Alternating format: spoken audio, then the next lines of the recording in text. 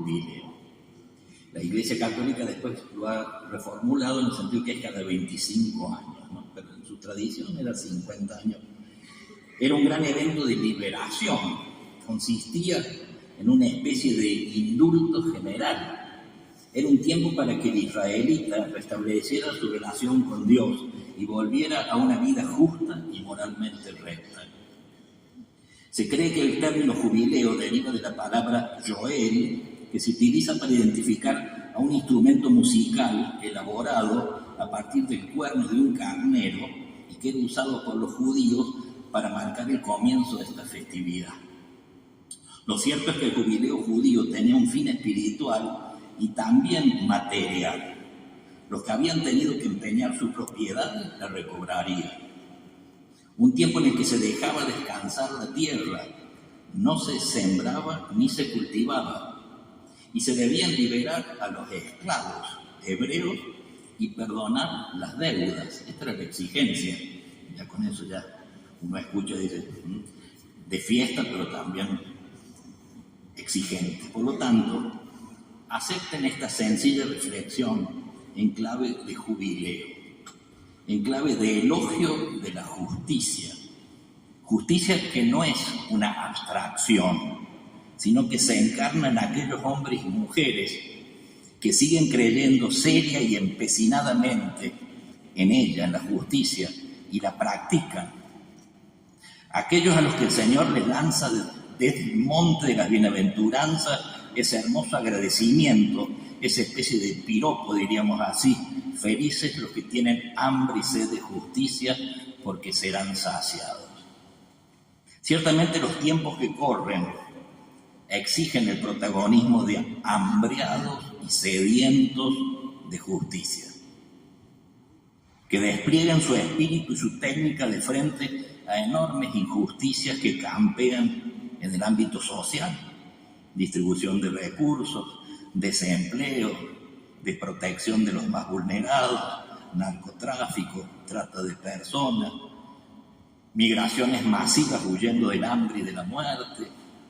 En el ámbito de la justicia penal, por ejemplo, la inhumanidad de las cárceles, el desdén hacia los presos, y en el de la violencia ejercida en la esfera internacional, los conflictos internacionales, las invasiones, las violaciones de derecho internacional, los genocidios, ¿no?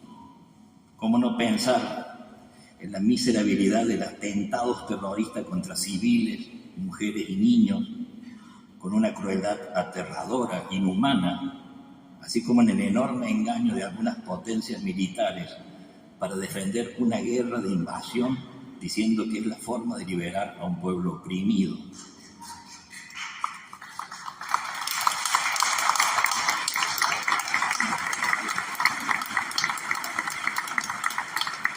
¿Cómo interpretar términos tan distantes y cínicos que espero no nos acostumbremos, como los de intervención armada humanitaria o víctimas de daños colaterales o de errores de cálculo? Dios nos libre de abordar el problema de la justicia solo en clave teórico-especulativa. Cualquier intento de abordar el tema en un nivel meramente especulativo es estéril y está destinado a fracasar, porque la justicia no es tanto una idea que se encuentra fuera de nosotros, sino una necesidad que brota de una vivencia personal.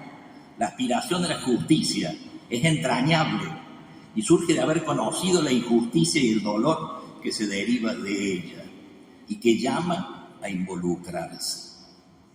Se dice que para entender la realidad de los delitos, la realidad de los castigos del mundo de ustedes, tenés que haber visto, se dice, ¿no? Quizás para nosotros la expresión sería más: tenés que haber visitado. La acción de visitar, de ir al dolido, tiene un valor humano y religioso muy profundo. Un visitar que, lejos de formalidad del acto de cortesía, significa involucrarse en una relación trascendental, como la relación bíblica que Dios visita a su pueblo. Es del ver, es del visitar que surge la idea. Cuando nos permitimos participar en la experiencia de lo que hemos oído, de lo que hemos visto, de lo que hemos contemplado, de lo que hemos tocado, es que surgen las grandes preguntas y se moviliza la potencia creativa de hacer justicia. Por eso nos viene bien, ante esta exigencia de cercanía, de proximidad, de involucrarse, aquello del Papa Francisco. Queridos abogados, queridos jueces, queridos agentes de justicia, todos los que están dedicados a esto, los invito, decía el Papa Francisco, a cuidar sus corazones. Que el corazón no se endurezca. Y uno dice, bueno, ¿qué significa? Entonces el Papa le dice, les dejo 2 pistas. La primera, ser mansos y no olvidar nunca el rostro del otro. Practicar lo que él llamó una cultura del rostro. Interesante, los regímenes tiránicos han borrado y borran nombres y rostros.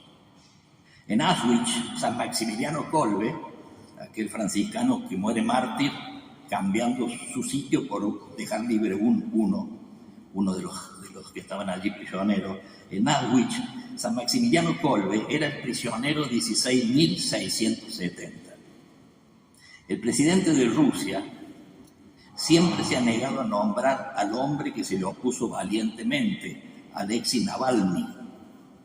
Él, para el presidente, era simplemente una cierta persona, así lo nombraba.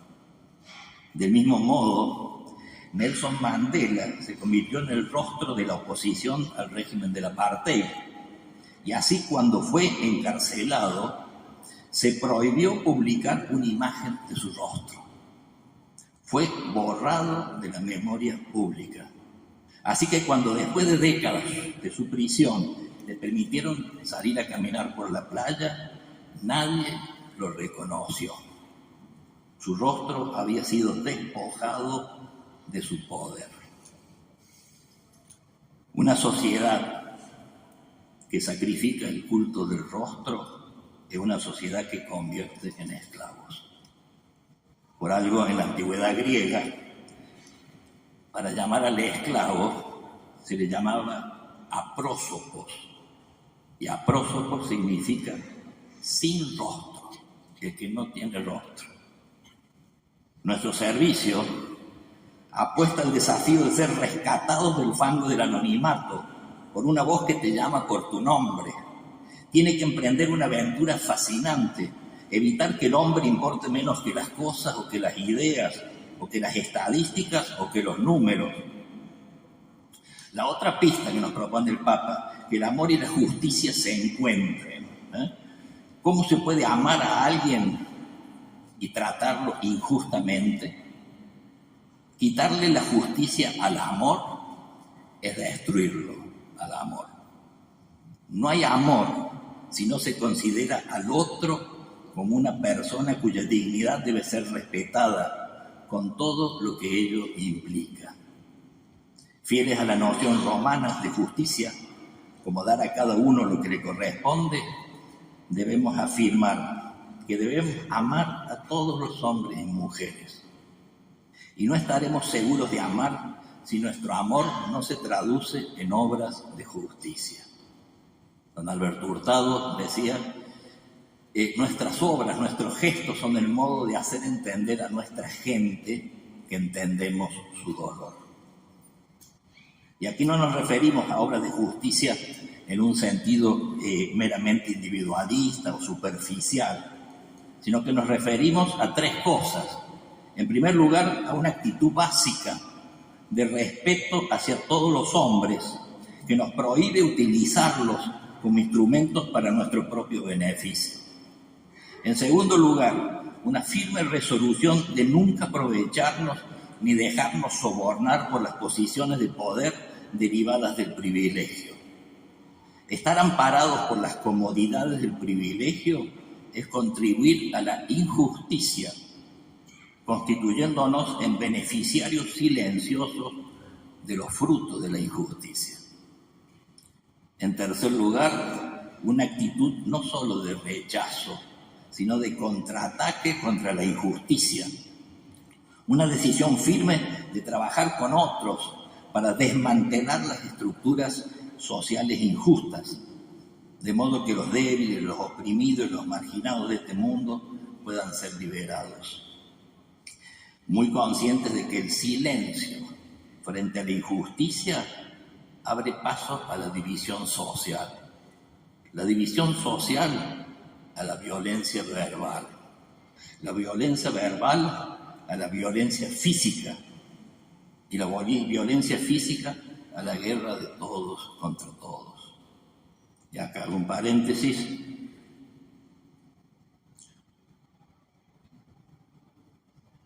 Entre paréntesis, la maledicencia, hablar mal para destruir, es el recurso de cobardes.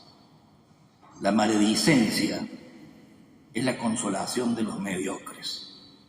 Es signo de insatisfacción, de disgusto de sí mismo proyectado en los otros. No usemos, en el ámbito de ustedes es muy importante, palabras para combatir, para aplastar, para humillar, para ofender. Por el contrario, nos sirvamos de las palabras para animar, para curar heridas, para deshacer el hielo que aprisiona tantas existencias, para buscar un sendero de acceso a las soledades desesperadas, desclavar puertas cerradas, echar una mano a alguien que ya no puedo más, no puede más, que es una frase que ustedes escucharán tantas veces, no puedo más. Hay que volver a usar palabras de ánimo, sabiendo que animar significa dar vida a las personas, devolver el aliento y esperanza a quien está desanimado. No basta gritar justicia, justicia, si no va acompañado del amor. Y si te parece que amor por el otro suena a pilinguería, suena a sensiblería, suena a una palabra que no tiene nada que hacer en este ámbito, podemos entonces hablar del respeto, que es la primera manifestación del amor. O recordar a San Agustín, que definía a la justicia como una caridad imperfecta y a la caridad como una justicia perfecta. Quien solo grita justicia y no siente al mismo tiempo amor por el otro, compasión, deseo de rehabilitación, de reconstrucción, de renovación, que devuelva a cada uno su dignidad, en realidad no está gritando verdaderamente justicia, o mejor aún, hace de la justicia un escudo para no amar. De hecho, lo que está gritando es venganza. La caridad no debe cansarse de decir a los comprometidos con la justicia que el fin y la motivación de su actuación es la satisfacción de la necesidad ajena, no la propia. Una necesidad que pertenece a una persona de carne y hueso, con un rostro de sufrimiento y en la espera de poder regocijarse y tener esperanza. Está claro que vuestra vocación no es para mediocres, Vuestra vocación no es para insensibles. Vuestra vocación no es para frívolos, sino para vulnerados, para heridos, para apasionados por la justicia. Siempre le robo a Machado aquello tan lindo. Decía Machado, llevaba en el corazón la espina de una pasión, no hay por qué pensar pasión mala, ¿no? Llevaba en el corazón la espina de una pasión. Logré arrancármela un día, ya no siento el corazón. Bendita espina dorada, ¿quién te pudiera llevar en el corazón clavada? Y agrega Machado, un corazón solitario, es decir, un corazón no apasionado, no es un corazón. Y ahora quiero decir una palabrita referida al trabajo en equipo. Y yo los invito, siguiendo a una autora que se llama Almudena Colorado, los invito a un pequeño ejercicio Párate un momento, no párate físicamente, sino párate un momento y pensá en la gente con la que has trabajado bajo su mandato a lo largo de tu vida. De ellos o ellas, escoge a aquellos que más has valorado, que más bien te han hecho. Y después pensá por qué. Será seguramente porque te han hecho sentir que le importabas. Es grato recordar a esas personas y es porque te has sentido cuidado por ellas. Si algo hoy es más necesario que nunca en una persona que dirige o coordina un equipo, es su capacidad para cuidar a su gente. Está claro que debe ser eficiente en su trabajo, saber acerca de lo que se trae entre manos, ser resolutivo y conseguir buenos resultados, pero también debe saber cuidar. Un buen líder, un buen jefe, una buena jefa, ve en los que tiene a su cargo a personas, no a instrumentos, y descubre en cada uno el talento que lo hace único, motivándole a compartirlo. Un buen jefe, una buena jefa, hace equipo, aúna esfuerzos, alienta, corrige con ternura, encamina con firmeza, no con dureza, escucha, recula si es necesario, se pone a la cabeza para dar ejemplo y no pierde de vista la retaguardia, no vaya a ser que se le pierda a alguno. Y si alguno cae, se acerca, auxilia, consuela y hace creer al equipo que la caída es de todos y que entre todos se levantarán. Hoy todos deberíamos ostentar el título de cuidador, de cuidadora en nuestro currículum. Ya no es suficiente que seas máster en tal cosa, licenciado en aquella otra, doctora en tal asunto o experto en no sé qué. Hace falta gente que vele por los otros, que sostenga, que esté pendiente, que sepa ser roca y faro cuando las cosas se ponen difíciles. En palabras de San Ignacio, animar a los tímidos, urgir a los indecisos, frenar a los obstinados, de este modo ayudar a que cada uno encuentre su puesto en la comunidad para que haga brotar lo mejor de sí.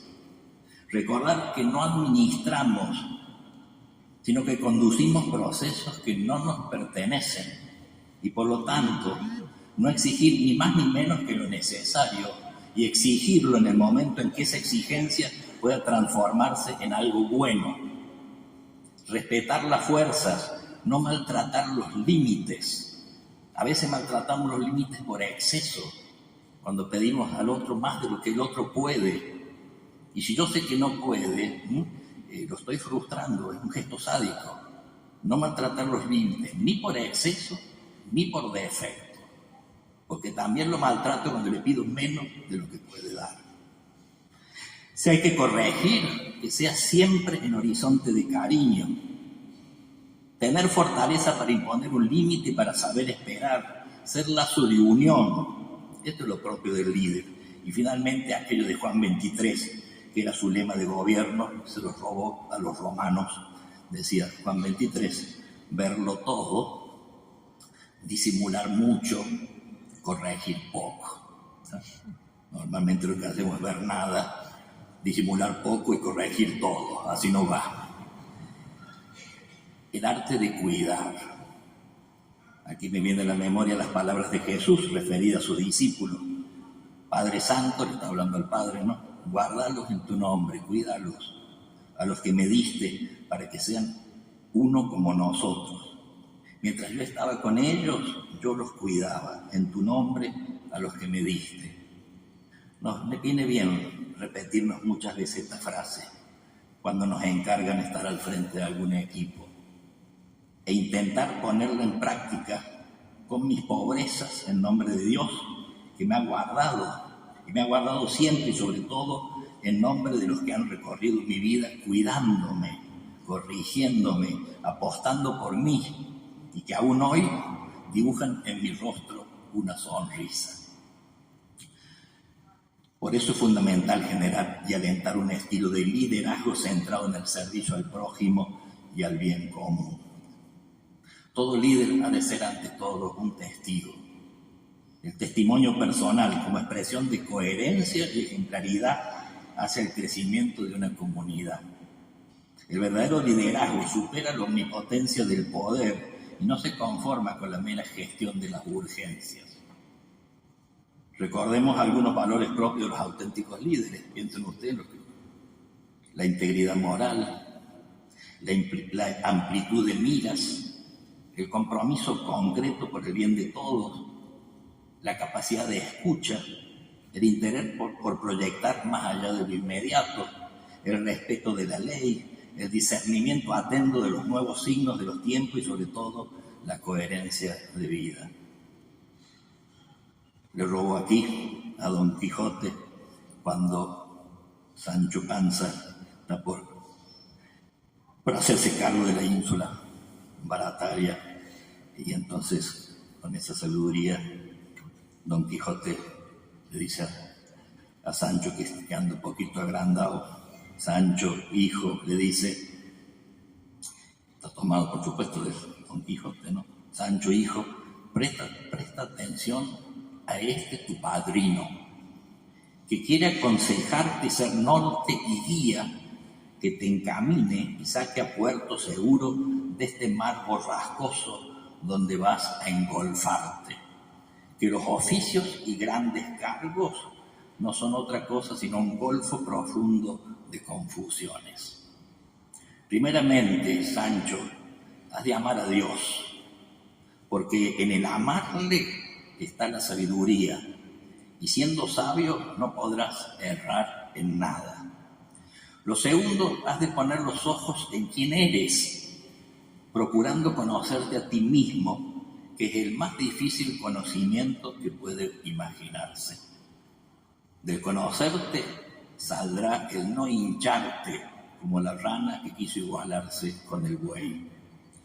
Haz gala, Sancho, de la humildad de tu linaje, y no te desprecies al decir que vienes de labradores, y préciate más de ser humilde virtuoso que pecador soberbio.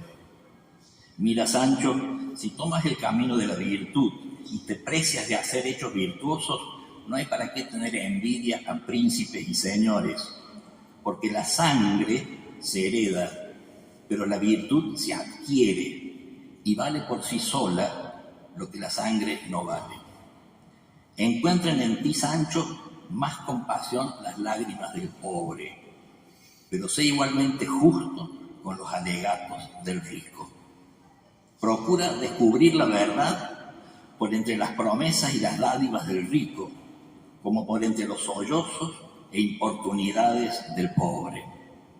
Si acaso no aplicas todo el rigor de la ley, no seas motivado por la dádiva, por haber sido sobornado, sino movido por la misericordia. Anda despacio, habla con reposo, de manera que parezca que no parezca que te escuchas a ti mismo, ya que toda afectación es mala. Come poco y cena más poco, que la salud de todo el cuerpo se fragua en la oficina del estómago. Yo iba a suprimir este párrafo, pero bueno. Si estos preceptos y estas reglas sigues, Sancho, serán largos tus días, tu fama será eterna, vivirás en paz y beneplácito de la gente, y en los últimos pasos de la vida te alcanzará la muerte en vejez suave y madura. Hasta aquí Don Quijote. El lema de este jubileo es justamente ser peregrinos de esperanza, ¿no?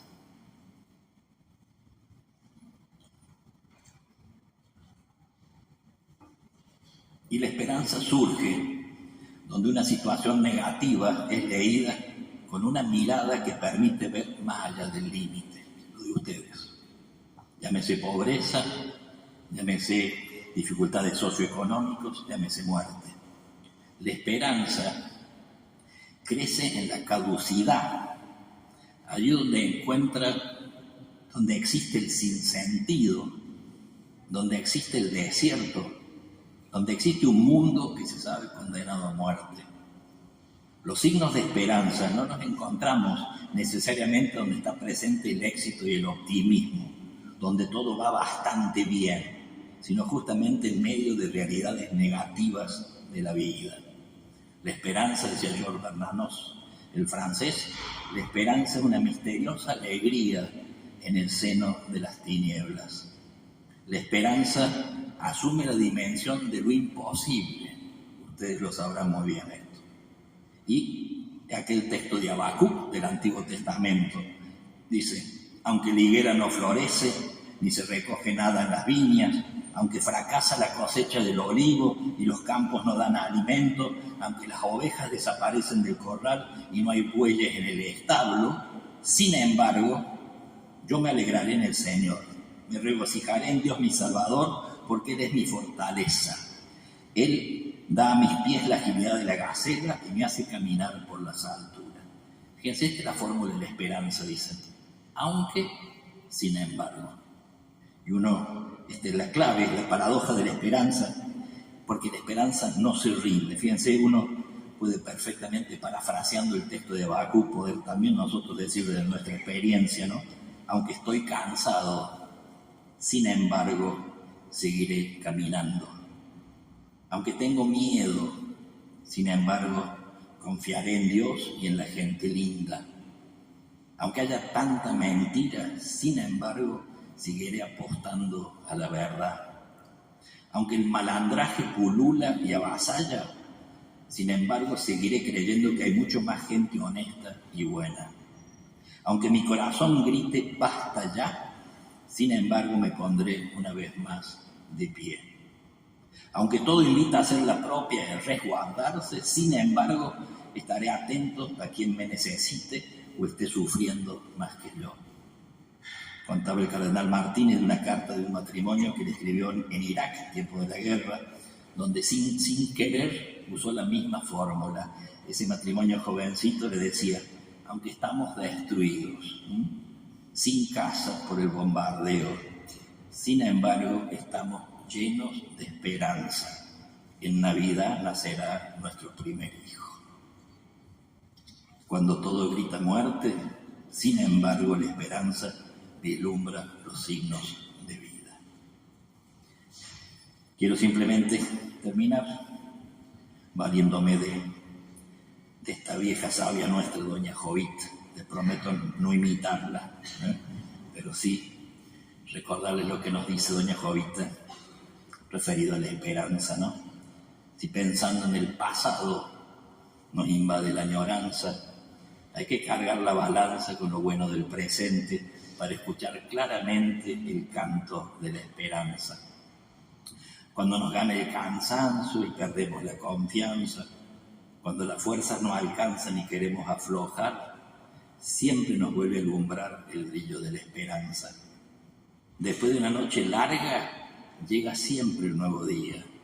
Cuando falta la energía, cuando las penas avanzan, esa luz de la esperanza es promesa de alegría. Que no se apague jamás esa llamita encendida que ilumina la salida por un camino seguro cuando se nos pone oscuro el sendero de la vida. Queridos amigos, termino animándolos con aquello de Mario Benedetti, que necesitamos que muchas veces nos los diga Dios, nuestro corazón, por quienes están al lado nuestro, ¿no? No te rindas, no te rindas, no te rindas, aún estás a tiempo de alcanzar y comenzar de nuevo, aceptar las sombras, enterrar los miedos, liberar el lastre y retomar el vuelo. No te rindas, que la vida es eso, continuar el viaje, perseguir tus sueños, destrabar el tiempo, correr los escombros y destapar el cielo. No te rindas, por favor, no cedas.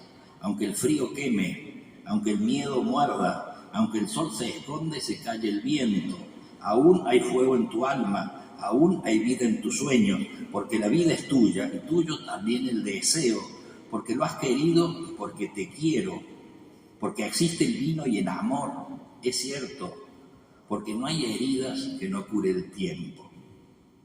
abrir las puertas, quitar los cerrojos, abandonar las murallas que te protegieron, vivir la vida y aceptar el reto, recuperar la risa, ensayar un canto, bajar la guardia y extender las manos, desplegar las alas e intentar de nuevo, celebrar la vida y retomar los cielos.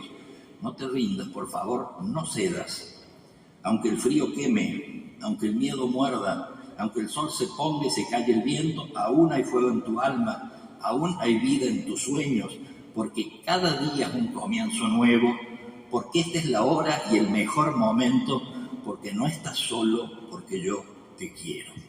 Muchas gracias.